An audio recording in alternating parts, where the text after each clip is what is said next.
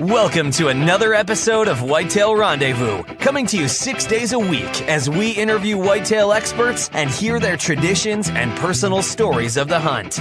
Learn more about the latest gear, discover proven tips, and the latest strategies so you can make your next hunt a success. Now, here's your host, Bruce Hutchin.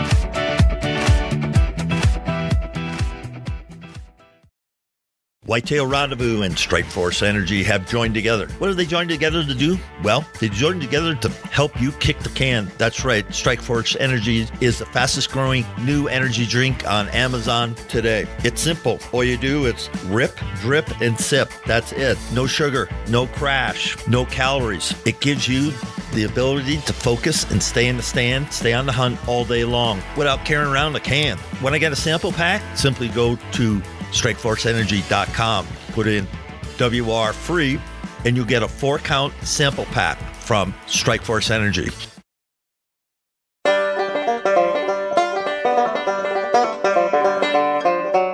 Welcome to a special episode of Whitetail Rendezvous.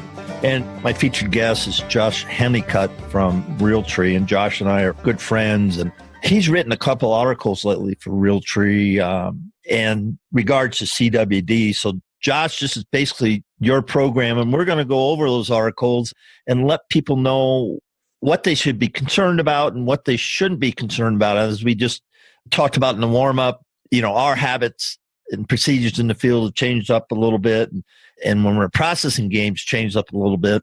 But other than that, we're eating venison every single month, 12 months a year. So without further ado, Josh, why don't you kind of tell the people a little bit about your bio, and then we'll roll right into it.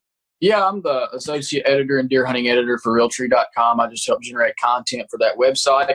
I help out, generate content for social media as well, but my primary concern and duty is Realtree.com. And I will say, before we dive into the topic of CWD, I'm not a biologist. I'm not a whitetail or wildlife biologist. I am simply an outdoor writer, outdoor communicator, outdoor reporter, whatever you want to call me. But I'm simply just going to be kind of pulling information from a couple of recent articles that we published on Realtree.com that I wrote. A lot of really, really good, knowledgeable sources that we quoted in these pieces. Josh, how can, after the show, if somebody wants to, they listen to the show and they say, man, I want to go read that article. Let's tell them how they can get to that right away. Yeah, you can, the two pieces, you can go to Realtree.com and find them in our deer hunting nest. They weren't written very long ago, so they're not going to be buried. They're going to both be in the article section under the deer hunting nest and Realtree.com. One's titled, What We Know About the Recent News of a CWD Cure, and the other is Why Chronic Wasting Disease Shouldn't Scare You Away from Deer Hunting. So they can find them with Google, or they can go to the website. Just click through and find it. Thank you, sir. Absolutely. So let's go. Let's jump into those articles. So, CWD, it's covered a lot, gets a lot of press. I do think that it is a significant threat to whitetails personally. Is it a significant threat to humans? We don't know that it is. We don't have any documented proof that CWD has infected humans, but it's also not been ruled out that it could be possible, but we don't know that it's ever happened. So while CWD is a big threat for whitetails, we still don't know how it affects people, if it affects people at all. So with that, many people aren't aware of CWD. Those who are may not know a lot about it. They may be a little bit unfamiliar with it. But it's similar to BSE, which is basically the mad cow disease. If I'm sure a lot of people have heard of mad cow disease. CWD is very similar to mad cow disease, or BSE. It's also similar in characteristic to CJD, which is Creutzfeldt-Jacobs disease, which is the human version of CWD. They share very similar characteristics and traits between those. They're sister diseases. But again, we don't know that the CWD version can jump the barrier and infect humans. So with that, what all do you want to cover today, and what area, or what questions or concerns would you like to cover first? Let's just start. Okay, I got my kids, grandkids, and I'm hunting in Sauk County, Wisconsin, which is the epicenter of Wisconsin of CWD. So should we not go hunting this fall? I would definitely not do that. I wouldn't allow it personally. And again, I'm not a biologist. I am fortunate to have a lot of close friends who are biologists who I rely on for information, and they keep me up to date. But no, personally, I would not let CWD scare me away from deer hunting. Now, if I'm hunting in an area, which I'm fortunate that I don't have to, as far as we know, Kentucky is a CWD free state. But I have hunted in CWD states in the past. And if I was to hunt in a CWD zone, I would not be afraid to harvest a deer. I would not be afraid to eat a deer. Now, I would get that deer tested if I took a deer in a CWD zone. I would get that deer tested, and I probably would not eat the deer if it did test positive, just in case. Now, CDC recommends that you do not eat a CWD positive deer just to be on the safe side. But all of that said, I would not let CWD scare me away from deer hunting. I don't have children of my own, but if I did, I would not be afraid to feed them deer meat as long as I had that deer tested and it didn't test CWD positive. Now, how long does it take to get a deer tested? So I go out opening day and I knock down a couple of does and I take them in. So how long before I get the announcement that, hey, you're good to go? So far as I know, there's advancements being made in that field. The fastest test that I'm currently aware of is a couple of weeks. Now, if you're somebody who takes a deer to a processor and you send off to get that deer tested, you still got to get that deer processed in the meantime. So that's the unfortunate part. You know, if you decided you didn't want to eat that deer if it was CWD positive and you paid a processor to process that deer meat, and in the meantime you sent off the sample to get it tested, and a couple weeks later you get it back and it's positive and you're out that money, yeah, that's unfortunate. But if you're doing it yourself, if you're processing your own deer, and most of the time I do, I think I've only had one or two deer processed in recent memory. Most of everything I do on my own. But if that's the case, you can go on when you harvest your deer, you can process it if you're processing your own, put it in the freezer. The fastest test that I'm aware of, and there might be a faster one out there, is you take the lymph nodes out of the deer's neck and you send them off to a lab, and it's generally, to my understanding, it's about 2 weeks. I've never personally done that because I've not hunted in a CWD zone in quite some time, and I may not have ever. I know I've been in CWD states before. I don't think I've ever actually hunted within a, quote, CWD zone, though. But if I was to, that's the fastest method that I am currently aware of as far as tests go. And when we hunt, we process our own deer and put them in the freezer and wait for the results. I mean, that's the prudent thing to do. And when you think about it, times change and you have to change with the time. But it doesn't preclude you from going out and keeping the hunting tradition going. Now, on the scientific side, you know, prions and spiroplasma, a guy from Louisiana, I think your article said. So why don't we go in and talk about deer, elk, moose, and I believe reindeer are the ones that get CWD. Is that correct? Yeah, to my knowledge. We did report a while back. A lot of people probably saw the headlines from different media sources talking about how a new cure for CWD had been found. I personally cannot confirm or deny that. Again, I'm not a biologist, and I have not looked at the guy who stated that or made that statement. I have not looked at his research. Now, we did reach out to him whenever we wrote this article, what we know about the recent news of a CWD cure. We also reached out to some other individuals in the industry that I would consider experts. And basically, we just let everybody say what they had to say.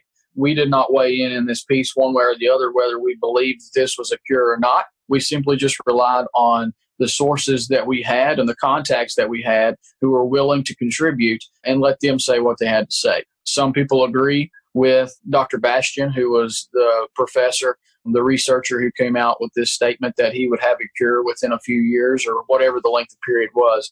Most people disagreed with him as far as what the basis or the causation, the causing factor or method of transmission of CWD actually is. Most people disagree with him based on our findings whenever we reported on this.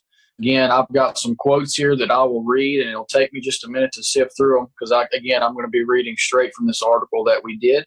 Again, you might have heard the recent claims or read the headlines that, a cure for CWD has been found.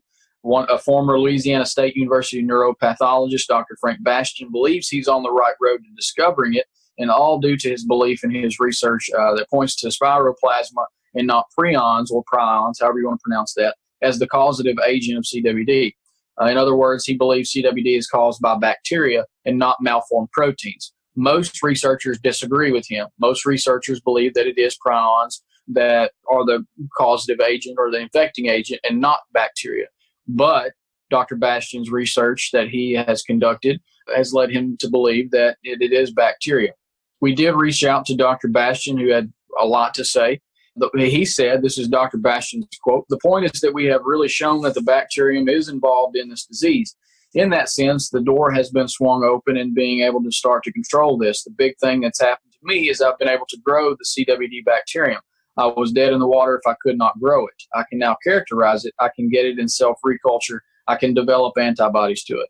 I can develop tests and vaccines. This is going to be a big difference in the hunting industry." Now, again, there were people who did not agree with Dr. Bastian.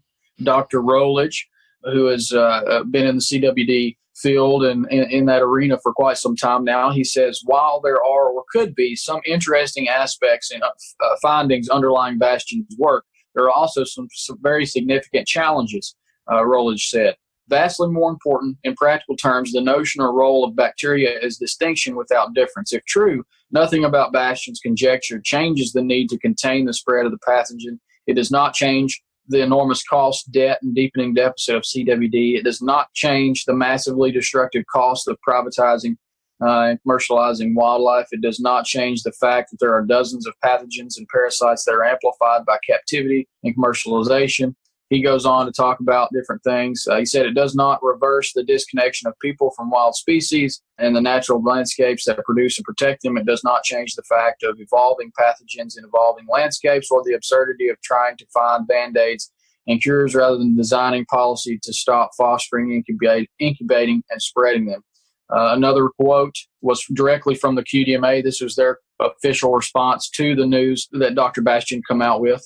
They said, and this is QDMA's quote, their response, "Chronic wasting disease is caused by prions, and the scientific evidence is overwhelming." QDMA said, "While it's important to explore all potential solutions to this serious challenge, the spiroplasma theory is not new and has been thoroughly examined for years without verification. Nothing could be better news for deer hunters than the discovery of a cure for CWD, but the recent promises that a cure is coming soon have no basis in confirmed science. For now, we must all remain focused on preventing the spread of CWD to new areas." The National Deer Alliance, the NDA, also had a response. "Please consider the following research, which is related to the claim currently receiving a good deal of publicity that spiroplasma bacteria are the causative agents of transmissional spongiform encephalopatous TSCs, like chronic wasting disease," NDA said. "We are encouraged that researchers continue to seek answers about this very complicated disease and are hopeful that what is learned can help us make prudent decisions about how to manage it for the long-term health of wild deer hunting and the outdoor industry." Now, I'm not going to go into every bit of the studies that they pointed to because we actually quoted these studies in this article. So if you want to go in and get the in-depth research that we included in this piece that I've been quoting here, you need to go to realtree.com. And again, it's titled "What We Know About the Recent News of a CWD Cure." You can just plug that in Google and you'll find it. That said, a lot of the research that he pointed to, if I'm remembering this correctly, suggested that it was still prions or prions, again, however you want to pronounce that were the causative agent. I may not be completely correct in that statement, but the best I can recall from when I wrote this was that that's what most of the research the NDA pointed to. That's what that research suggests. Whitetail Rendezvous is pleased to announce a partnership with GoHunt.com. Who's GoHunt.com? Well, if you're a DIY hunter, you need the information at GoHunt.com/insider. Why? Because it provides 4,200 profiles, every unit, every species, and every season. Furthermore, they give in-depth analysis, interactive maps, unit access, and seasonal trends. Draw odds are very important, and they give you the most accurate information in the business. All this is available when you go to GoHunt.com/insider. Make sure you use promo code WR when you join Insider. You'll get a $50 gift card for GoHunt.com Gear Shop. All in all, if you're hunting out west in 2018, GoHunt.com Insider is where you need to be to get all the research information. When you use promo code WR, Whitetail Rendezvous receives a small commission from GoHunt.com. Let's talk about prions and the spiroplasma. Spiroplasma is a bacteria, according to that one gentleman, but the prion is a different pathogen. Is that correct?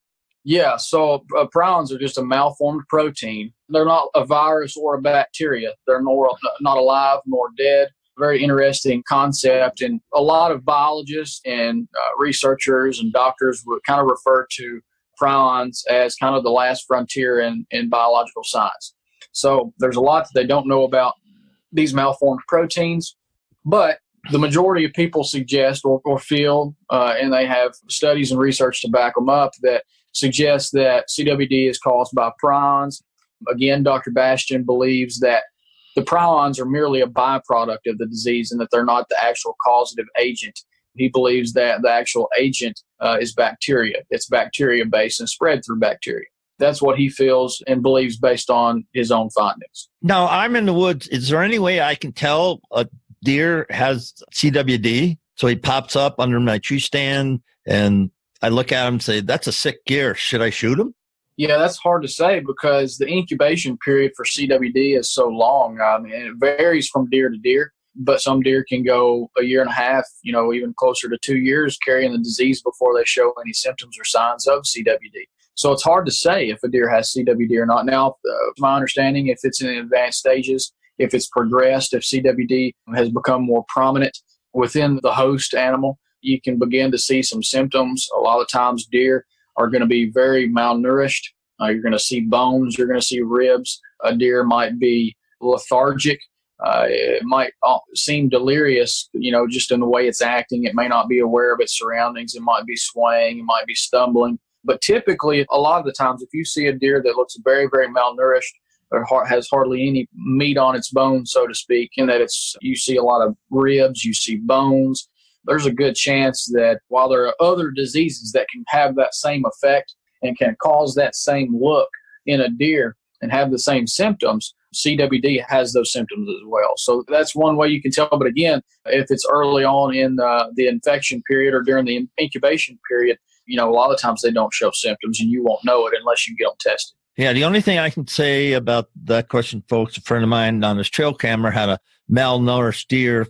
Just looking at it, you knew it was sick. And the DNR just said, if you see that deer, shoot it and don't touch it. Don't do anything. Just mark it and call us and we'll come and take care of it because they wanted to see it. Now, I would recommend to anybody if they see a deer that's obviously sick, talk to your DNR first, and then if they do say go ahead and shoot it, no matter what the season, then make sure you get that cleared and just stay away from it. Don't do anything to it because that's not good, and we don't know exactly what's ailing the deer. Yeah, one quote, and I'm kind of taking a step back here. I do want to read one quote here from the NDA. They said that research claiming that bacteria are the causative agents of transmissible spongiform encephalopathies has never been reproduced despite extremely rigorous attempts to do so. In blind studies done by the University of Maryland School of Medicine, samples of brain material infected with scrapie, along with uninfected samples, were searched for spiroplasma and other common bacteria and bacteria-like structures using polymerase chain reaction, PSR, and amplification. PSR is a method widely used in molecular biology to make many copies of specific DNA segments. They said that researchers found no evidence that any eubacterium, including spiroplasma or any other bacteria type, was consistently associated with scrapie-infected brain tissue, thus concluding that the agent responsible for TSC disease cannot be a spiroplasma or any other eubacterial species. And you can get the source from that quote in the article. But yeah, most everyone who I reached out to, they still felt that the prion was the causative agent, that it was not bacteria, and that they did not agree with the recent news that Dr. Bastian and some other outlets come out with as far as a cure being found. So, folks, listening to this, read the article. But one, there's no evidence of it being transferable to humans ever to be found. They can't duplicate in a lab that is a bacteria. So you have to take, I'm not a scientist. I read just like you do and listen to people just like you do. But there was a big blow up in the media and there was a lot of fear and misinformation shared. And so that's why I wanted to have Josh on to share some specific, well-researched, well-documented information about the status of CWD and where I know states are limiting transfer of deer between states, unless it's been processed.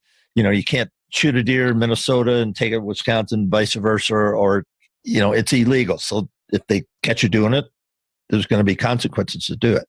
But there's a couple of things, and the transfer deer and then captive deer and that huge market of raising deer, not even high fencing shooting deer, just the deer market. What are your thoughts on that? And what did your research show about CWD in that vein? Yeah, again, I don't have any information on that. I'm not a biologist. I haven't looked at a study on that. Now, in my opinion, and it's solely my opinion, I would think that any movement of deer, whether that deer is live or dead, has the potential to spread infectious agents, however the case might be. I feel like a live or a dead deer can shed infectious agents. So if you're moving those around, whether it's a deer from a deer farm or whether it's a wildlife agency that has worked with another wildlife agency to help them restock an area of wild deer, I think right now, until we know more, learn more about CWD, until the researchers and biologists kind of come up with more of a game plan outside of just containment, I feel that any movement of white-tailed deer, alive, dead, captive, or wild, I think that should be restricted until we have a better handle on CWD. Because again, while there's no proof that it affects humans, it's still a significant threat to whitetails. Don't let anybody tell you that it's not. Now, there are a lot of people who say, well, there's not one documented death of CWD in deer. That's not true. CWD does kill deer, and the death rate, the mortality rate of CWD positive deer is much, much higher than the mortality rate of CWD free deer, because whenever a deer gets CWD, it's a very slow death. It's not visual like EHD, epizootic hemorrhagic disease.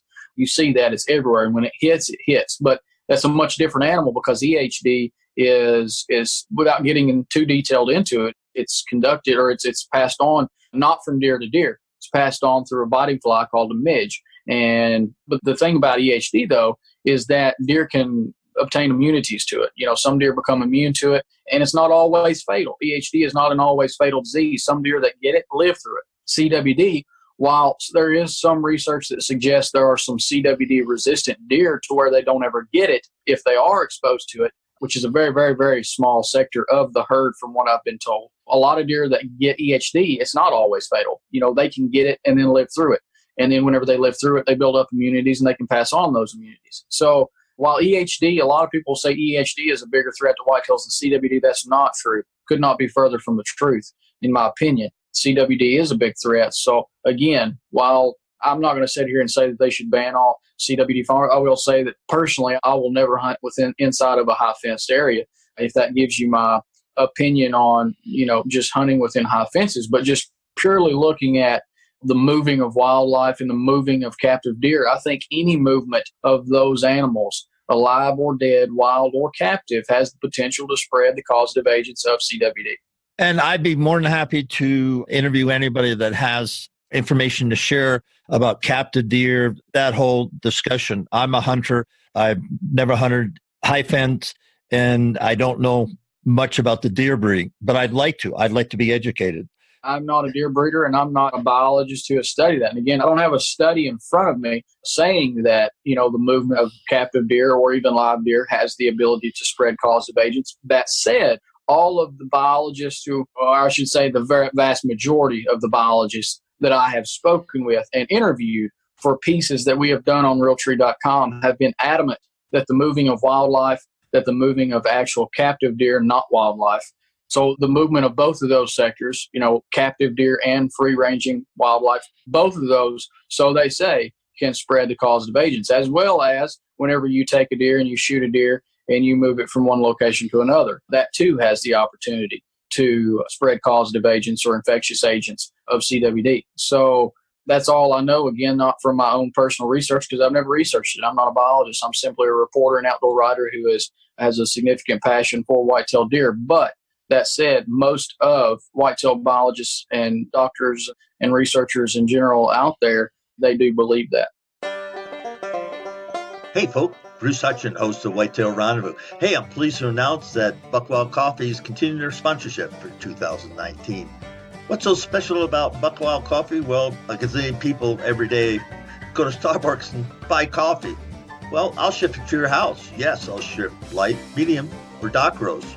ground or bean, right to your house. It's real simple. Just go to whitetailrendezvous.com/shop, pick out what roast you want, and we'll ship it out. Take a look at Buckwild Coffee, the finest roast in the West. Well, finest roast around the campfire, finest roast around your kitchen table.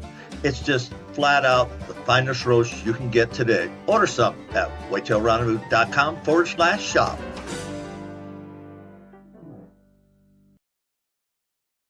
So getting back to my point, if you are in the deer breeding industry, I'd love to hear from you. Reach out to me at whitetailrendezvous@gmail.com. I'll have you on the show because I think this is a situation. I want my great-great-grandchildren to be able to hunt on the farm that I hunt. And like I said, it's right in Wisconsin, and we have issues. It's been noted as high-intensity CWD area. And that's sad for me because I'm saying, what if all the deer went away? I mean, that's deer have been part of my life for 53 years. I mean, that would be a sad thing. It really would be. Right. And that's the thing. There's still way more about CWD from what I'm told by the authorities and the experts, which I'm not one when it comes to CWD. From what I've been told, there's still way more out there about CWD that we don't know than what we do know. And that's where we have to be careful, in my opinion. We have to be extremely cautious, in my opinion, moving forward until we do know more about it and until we do know how to respond to it and what the best management plan is. And I think a lot of the biologists, I know there's a lot, and I'm not going to get into this aspect of it today. I know there's a lot of conflict out there and disagreements out there of the methods of containing CWD, going in and killing deer, this, that, and the other. I'm not going to get into all of that. But I do think until we know more about it, about the only thing, in my opinion, we can do is try to contain it. Again, about what the best method is or what the best methods are for containment, I'm not going to discuss that because that's not something I'm an expert in and don't know. I don't have research on that in front of me or anything like that. But CWD, it does kill deer, despite what people try to say. It is a significant threat to deer hunting. And it's just something that we really, as an industry, whether you're captive industry, captive breeding industry, captive herd industry, or you're just a guy who loves to hunt free range and whitetails, just the industry as a whole has got to come together to help fund the research for CWD. That way we don't lose the resource moving down the line and in the future.